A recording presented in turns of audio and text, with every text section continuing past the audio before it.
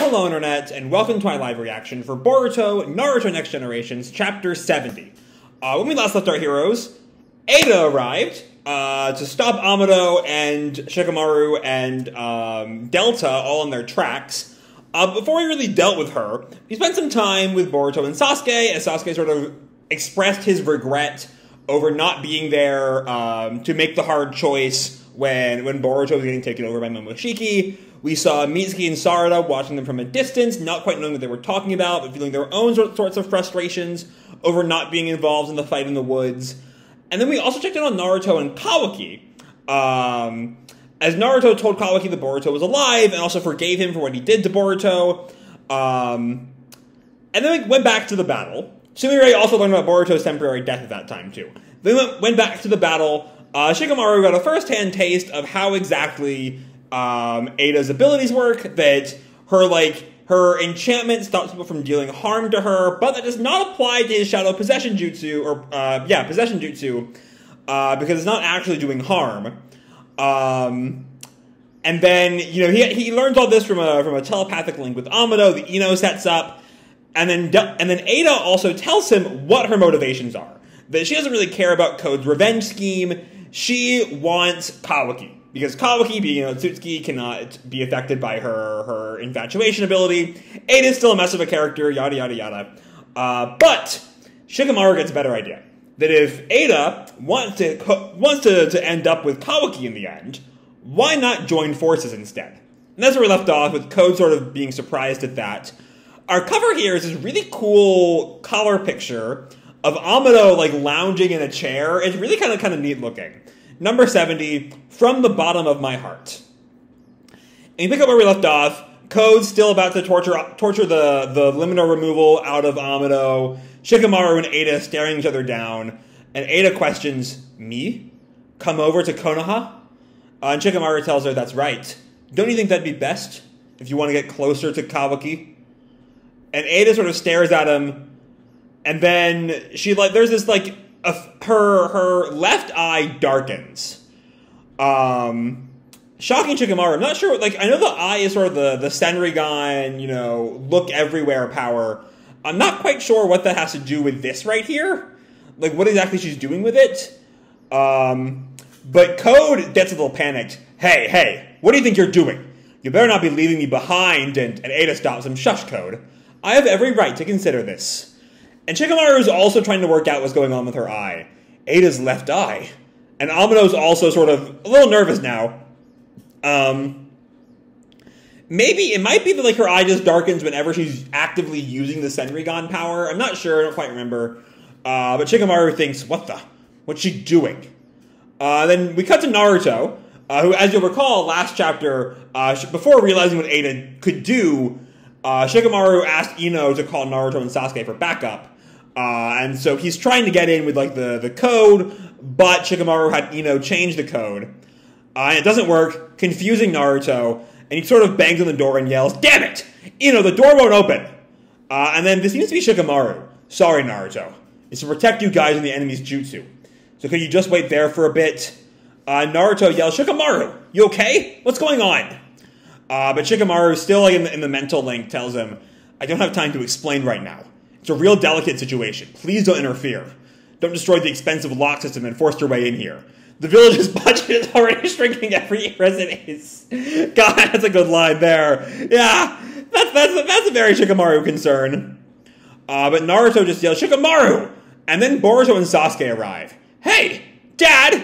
Boruto, however, would be immune to Ada's ability, given that he's all Otsutsuki now. And Naruto is still sort of growling at the door. And Ada relates, "The Hokage and others are stuck outside. You told Akali to lock the door, to protect them from my ability." So yeah, that is the blackening is a sign of the Senrigan's use. She's been using that to see what's going on outside. She knows what's going on outside? But how? And he gets a close-up of her eye and realizes, I see. It's that left eye of hers. And then we're back to Amado with the mental link. It's called Senrigan. She can see what's happening, anywhere in the world. And Shikamaru questions, what? Furthermore, it's not limited to current events. by and large, she can view past occurrences too, meaning you can't hide anything from her, for the most part. It's a little unclear if that also works with the telepathy, because she seems, because like the bit that she says, you told a colleague to lock the door, only explicitly came from Shikamaru's like mental link. It's possible she worked that out from Naruto's line, but I don't know. Maybe she can also hear this sort of mental link. And Shikamaru looks at her eye again and says, "Gah, unbelievable. Still, it seems that she can't overhear these conversations of ours." That answers that question. She must not be able to peer all the way inside our hearts. If we didn't have Ino's jutsu, makes me shudder. And Ada sort of comments, "I'm surprised." Oh, so we actually... No, never mind. I saw this like panel of Delta at the bottom of this next page, and I thought there's a line we're about to get to about a Kara remnant. I thought they might somehow be talking about Delta, and it's not. I was misinterpreting that. I'm surprised, to be honest. I ought to be just another Kara remnant to you. I assumed you'd see me as an enemy. But you're right. There's no cause for hostility between me and Konoha. But Shikamaru corrects her, originally no. But now, if you continue helping Code, you will be considered Konoha's foe. Konoha or Code? Think long and hard. Which side's the better pick? And we see Delta still under the effect of Ada's jutsu, and Code also stares at Ada, waiting for her answer. Are we actually going to get Ada to like change that? Like that completely shifts the balance of this conflict. If Ada jumps ship, then Code's kind of out of luck. Ada was sort of his ace in the hole.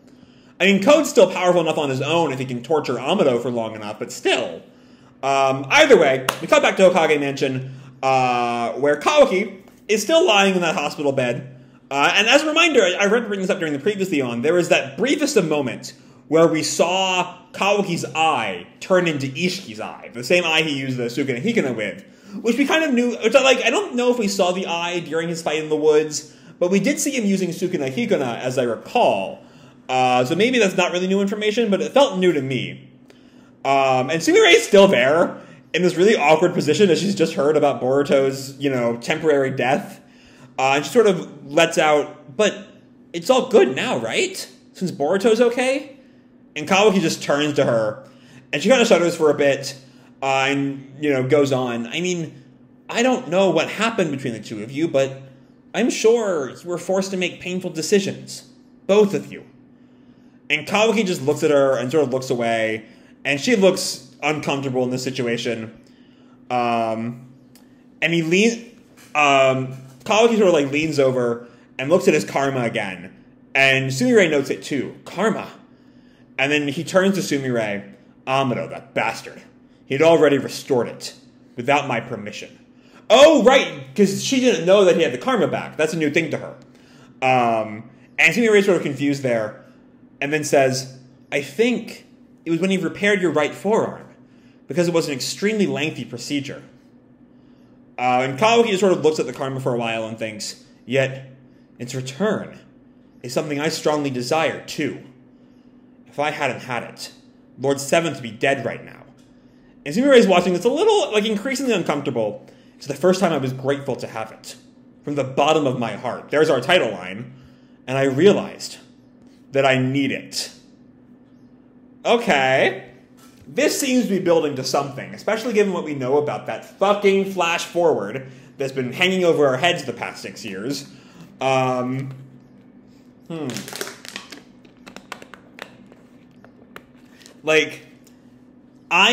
always been not on board with sort of going the flash forward route. I wish that we could see the series take a different route. That the way the story progressed makes that seem not very good to me. But I'm still curious to see what Kishimoto has in mind here. Either way, Sumire is a little concerned at this admission. And she goes on, Kawaki, you thinking that might be playing right into his hands. This I think is tying in to Sumire's open mistrust of Amado at this point, who she thinks is absolutely up to something evil. And he turns to her, what? Sorry, it's not like I have any proof or anything. It could just be irrational, groundless fear on my part, but... I feel like the reason why Mr. Amado is so hung up on your karma is for his own purposes. And Kawaki kind of takes that in. You know, this isn't exactly news. Like, Amado's always been a little suspicious. And then we cut back to the basement, where Code's claws are getting a little deeper into Amado's collarbone. Ugh. And, you know, so that was not right. What should be going on? That was Amado's scream, not a little growl. Ugh! And Code tells him, "Quit stalling, Amado. Thanks to your stalling, things are moving in a weird direction. Just spill it. The command code. Restore my power." Right, because if Amado gives the command code, then like then Code no longer needs Ada. You know, Ada's power is a boon for now, but if Code becomes so strong he's like even stronger than Jigen, he's a threat on his own with or without Ada. And he like grunts back the pain and thinks, "Shikamaru, I can't take much more." But Shikamaru tries to like warn him, "Hang in there, Amado. He won't kill you. You die now, he'll never get his limiters rescinded. He'd be the one in trouble. And think, if you do remove them, then he really has no further need of you, and will kill you for sure." That's also a very fair point. You know, Amado made that whole point way back at the start of the Code arc about like, I'm not good with torture. If I face Code, if Code catches me, I will tell him everything. I won't be able to resist. But Shikamaru's like, the smart move is to resist. It's the only way you get out of this alive. And Amado tells him, "I think I'll die of shock before that." And Shikamaru, to himself now, not part of the mental link, thinks, "Damn it, what do we do?" And then we cut to Ada, whose eye is flicking. She's seeing something new. And then announces, "Oh no, Code! We need to retreat now! Hurry!" Okay. That's interesting. And Code asks her, "What's wrong all of a sudden?" "Kawaki's coming! He'll be here soon!" Okay. Alright. Why would she want to leave, though? Like, if she's thinking about defecting to join up with Kawaki, is she just, like, kind of embarrassed? I don't know. But that gets Shikamaru's attention. "Kawaki? Oh, no, I know why Kawaki's here. My question is more about Ada. But Kawaki wants to have a conversation with Amado right now, I bet. Ada might just be embarrassed. I don't know. And that gets Delta and especially Amado's attention. We have this focus on like Amado's sweat around him, which might just be the torture. But also, you know, he's done some shit to Kawaki, and Kawaki is not likely to be happy about that. But Shikamaru announced, like, mental links with Amado, I think. Might be Ino, though. The only door to this room has been sealed, but Kawaki's got the Sukuna Hikana. He could be planning to shrink himself and enter via an air vent.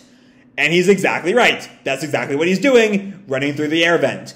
And I'm guessing we have seen Kawaki with the eye before, because we've seen with the eye now as part of the Sukuna Hikana, which we definitely saw during the fight in the woods.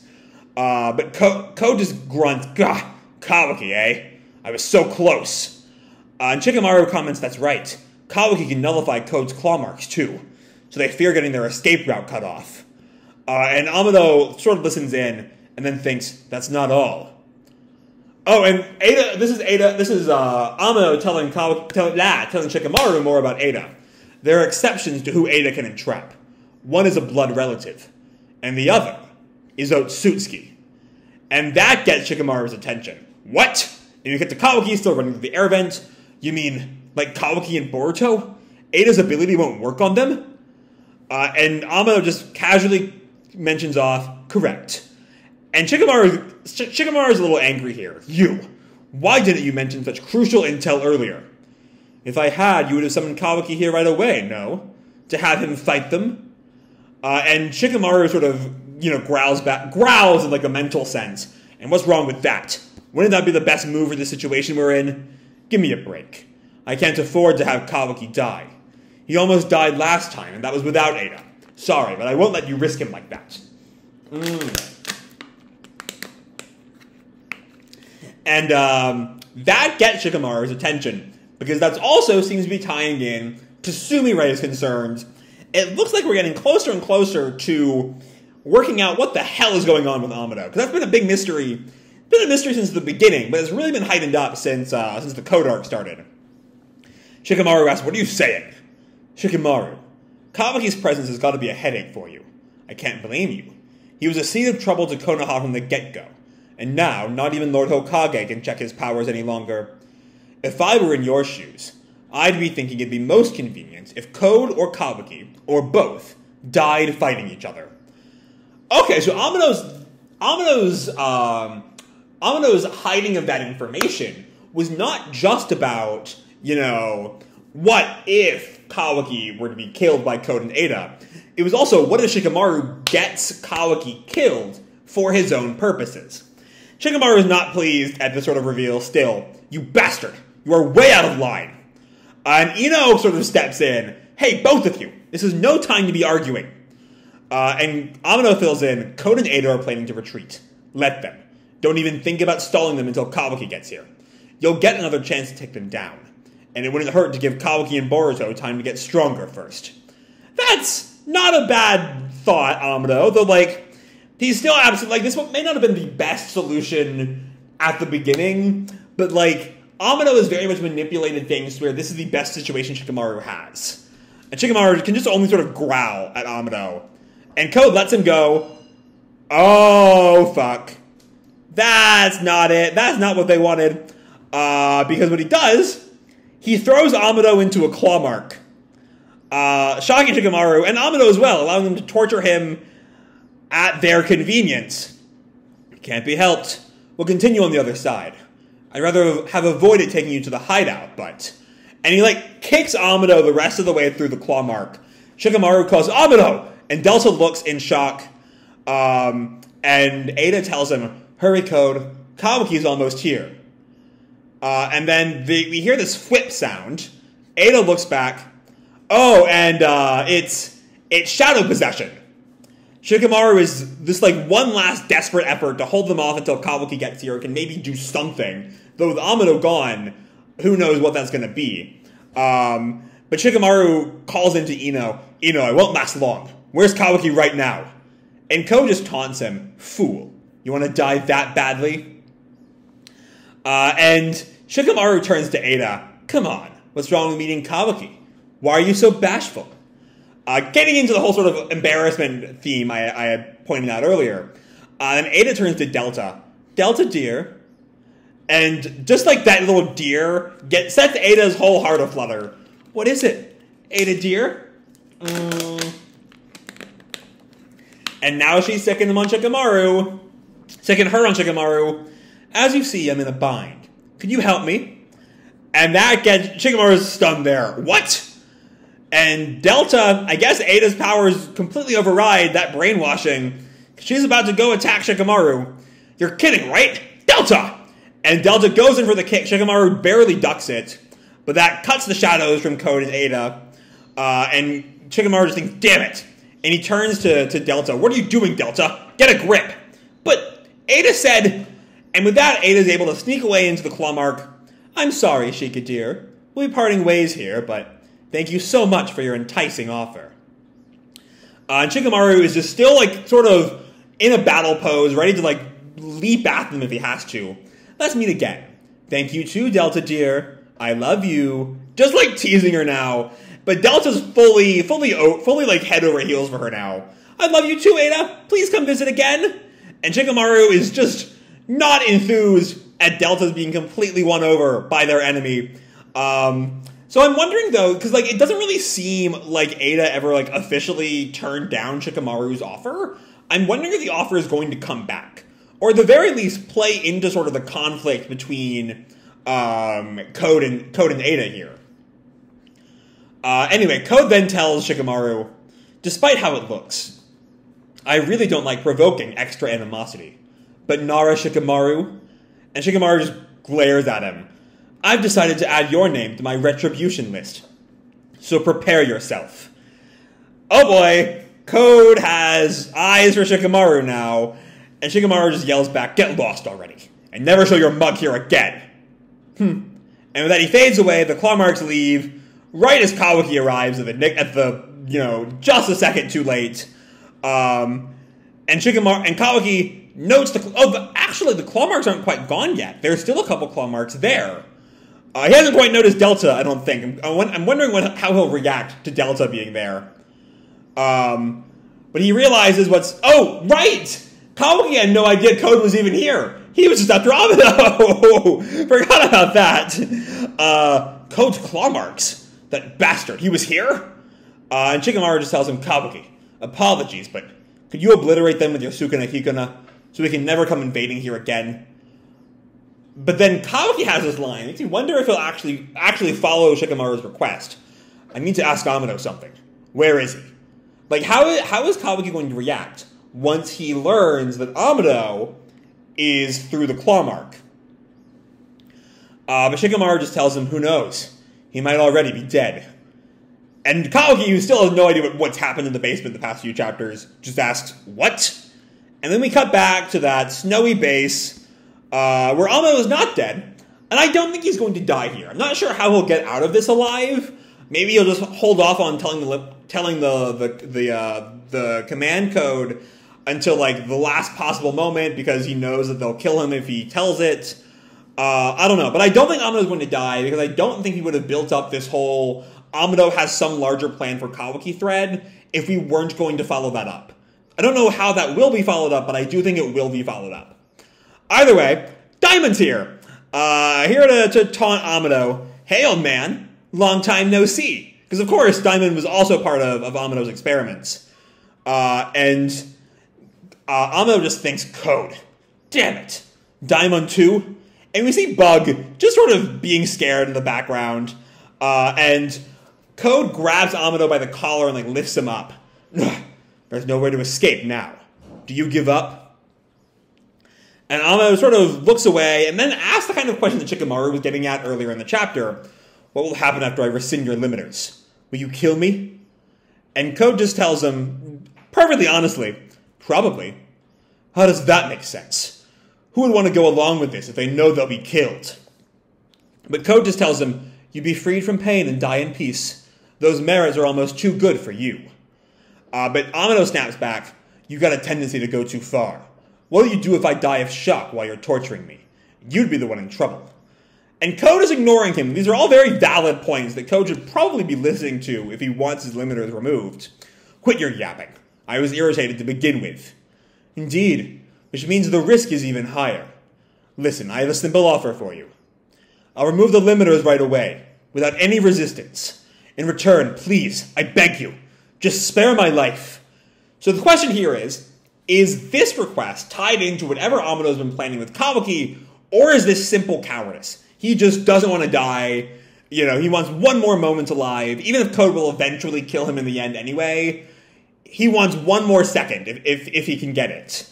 And Code sort of mocks that. How pathetic, especially this late in the game. Don't you have any pride, Amado?